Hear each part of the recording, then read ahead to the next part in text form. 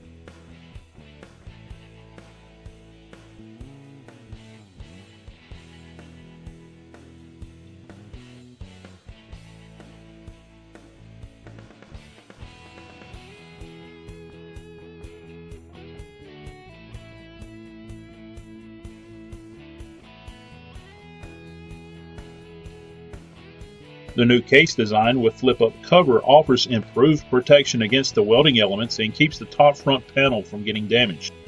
The main control knob is used to increase or decrease any selected value. To increase incrementally, simply rotate the knob left to right. To increase in larger steps of 10, push in and rotate the knob. The select button is used to scroll through the menu to select a function or feature to be adjusted. The unit features high frequency and lift start modes for TIG, and it also features a standard and voltage reduction mode for stick. VRD is a safety feature and is required in some areas of manufacture. In the TIG mode, the operator has a choice of normal setup, AC easy setup, or DC easy setup. When an easy setup mode is selected, the operator can increase or decrease the amp setting in AC or DC modes, and the operation of the 2T, 4T pedal function can be altered.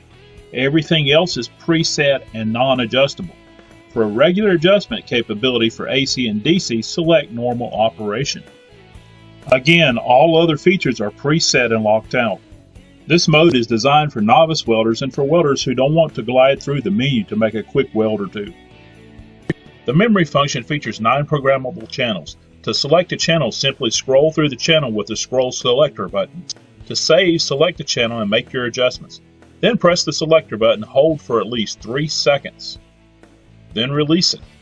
The save light will turn green indicating the program has been saved. It will then return to red. Any adjustments made after that will need to be resaved.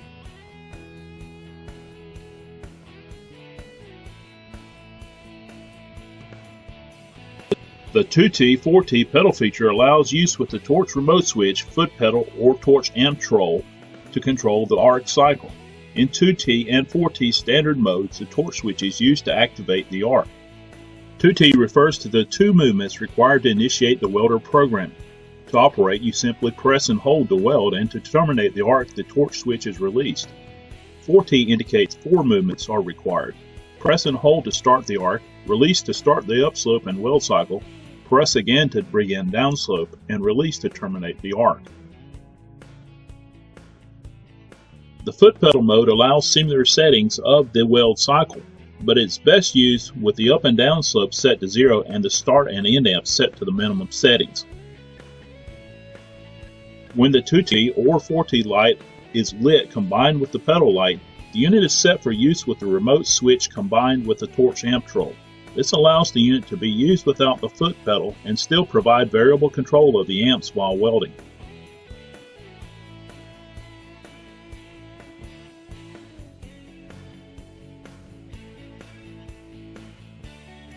To select and adjust the main programming of gas flow, start and end amps, and even slope, refer to the graphical representation of the welding cycle. Note that the welding amp's position is the default home of the program.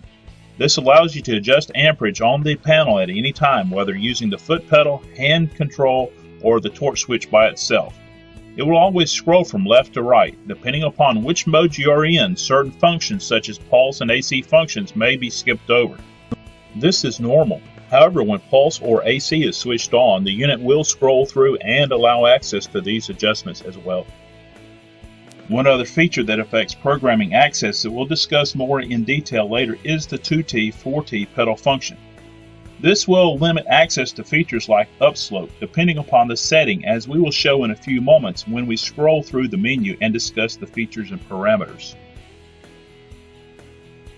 From left to right, the first feature is gas preflow. It has a range of 0 to 25 seconds.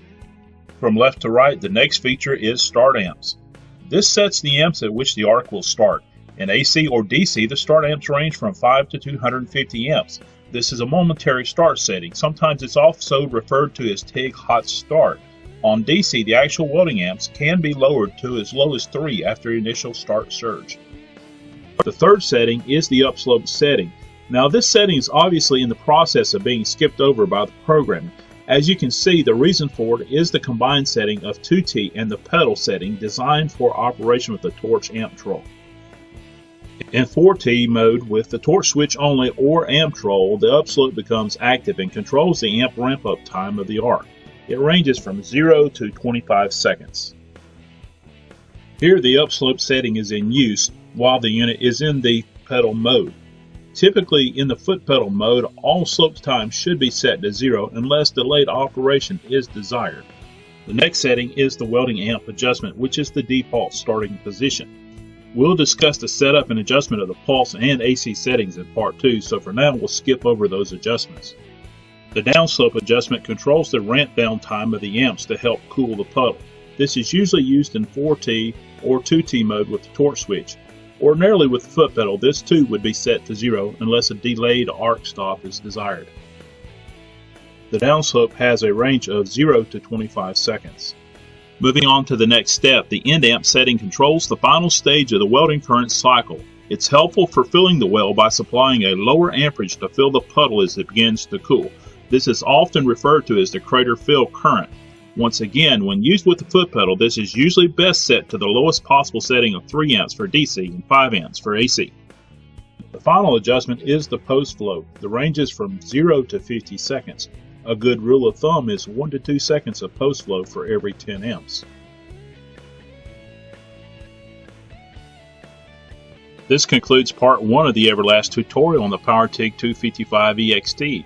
In the next part, we'll cover other aspects of the welder, including pulse and AC operation. If you have any questions about the PowerTIG 255 EXT or any Everlast product, please call the number listed above for more information.